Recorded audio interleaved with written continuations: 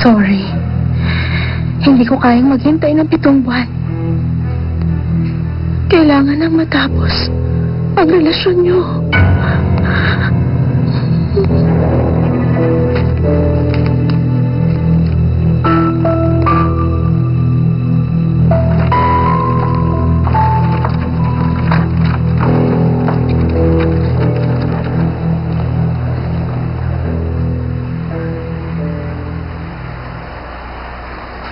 Yun pong tumulong kay Cinderella. Mga daga, di ba? Ganun nga, isang daga ang pumasok sa nursery para tulugan ka. Baby, gutom ka ba? Gusto mo bang kumain? Alam ko namang hindi ka gutom. Tingnan mo, ang rubber ducky na to, siguro galing sa papa mo. Nagustuhan mo ba? Siguro ngayon, excited ka rin tulad ni Mama. Dahil makikita natin ang papa mo mamaya.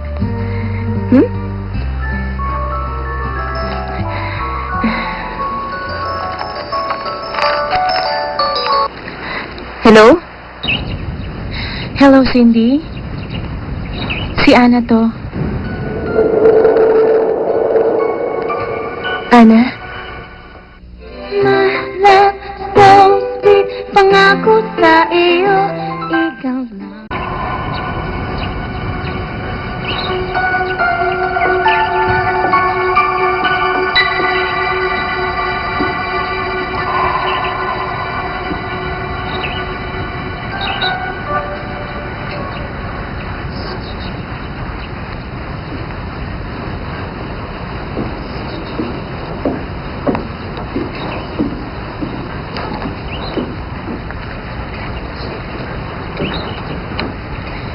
Salamat sa pagpunta mo. Kamusta? Balita ko, muntik ka nang makunan. Natakot ako. Kaya sabi ko kay Steven kagabi, puntahan ka niya sa bahay niyo. Napunta ba siya? Kung ganun, pinapunta mo pala siya. Kaya pala mahal ka niya. Maganda ka na. Mabait ka pa. Pero nagbago na ang lahat. Dahil sa batang dinadala mo, nagbago si Steven. Ang sabi niya sa akin kanina, iiwan niya ako. Yun daw ang pinakamabuting gawin. Katulad ko, alam mo rin kung gaano kabait si Steven. Hindi niya kaya na basta ka nalang pabayaan at iwanan. Malinaw sa akin ang lahat. Buntis ka. At ako hindi. Pero, ikaw ang mahal ni Steven, di ba? Alam ko yan. Kung may hindi man nagbago, yun ang pagmamahal niya. Kahit na may nangyari sa inyo ni Steven, alam kong alam natin pareho na isa lang yung aksidente. Dahil nagpunta ka sa maling kwarto. Kailangan niyang panagutan ang nangyari sa inyo. Ako naman, kailangan kong tanggapin na ang mahal ko may anak sa ibang babae. Pangarap ko ring bumuo kami ng pamilya at magkaroon ng anak. Hindi ko akalain na magbabago ang lahat. Ana, sorry. Kasalanan ko. Huwag kang mag-sorry. Nandito ako ngayon para ibigay ito sa'yo. Pupunta si Steven sa birthday party ni Grandma para makasama ka niya. Nabanggit niya kanina na importante raw ito at kailangan mong pumirma dito. Pero nakalimutan niya itong dalhin.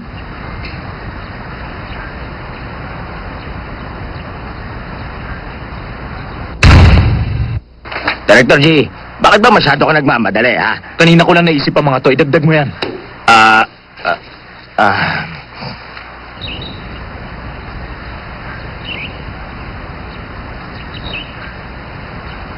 Huwag kang mag-alala. Ako nga ang dapat kabahan eh. Parang alam ko na kung anong laman yan. Malamang gusto niyang i-cancel yung divorce agreement.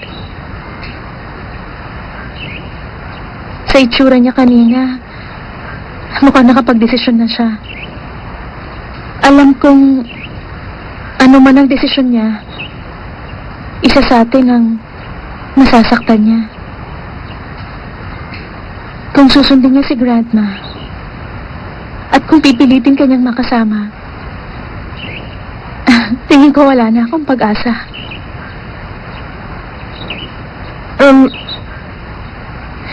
Ayoko tong buksan. Kung piliin ni Steven na iwanan ka, alam kong magiging masakit sa kanya yun.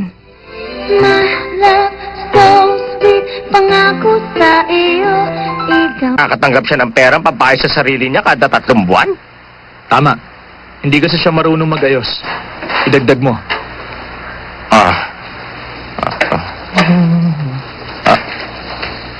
Padala siya buwan-buwan ng mga pinakabagong nakakaiyak na libro? Hindi ko maintindihan pero paborito yun ni Cindy. Ibili mo siya.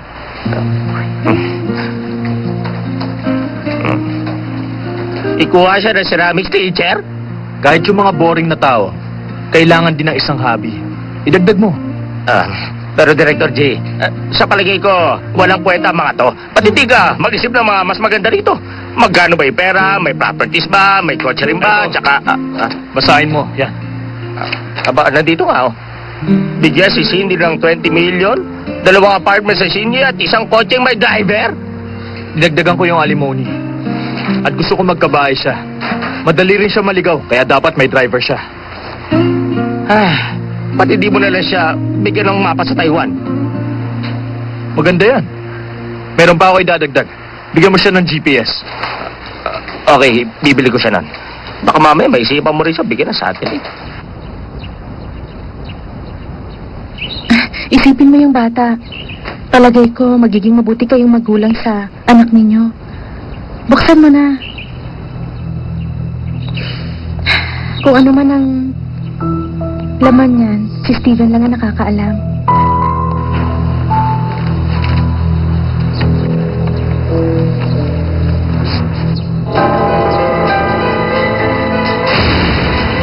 Gusto niyo ipalaglap yung bata?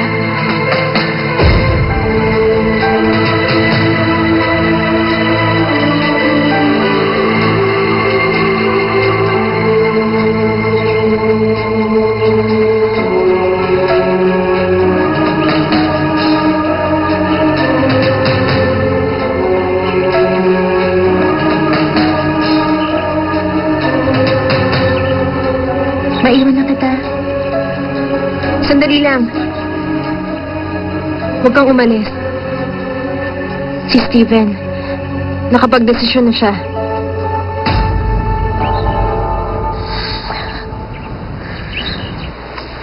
Yan lang ang magagawa ko. Gusto ko maging komportable siya.